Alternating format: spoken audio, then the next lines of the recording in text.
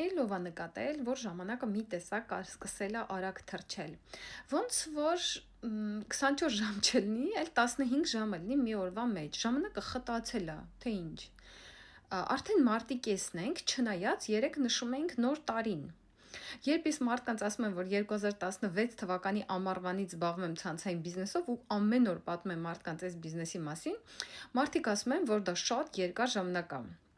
Բայց դուք հասկանում եք, չէ՞, որ 9 տարին ավելի երկար է, քան 2016 թվականի ամառը։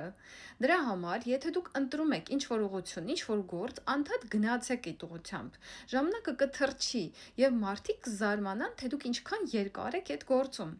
2016 թվականի ամառը ոնց որ 3 լիներ։ Իմ երեխաները փոքր էին, բայց այդ իրոք ոնց որ 3 լիներ։ 9 տարին մի տեսակ իրոք շատ երկար է հնչում։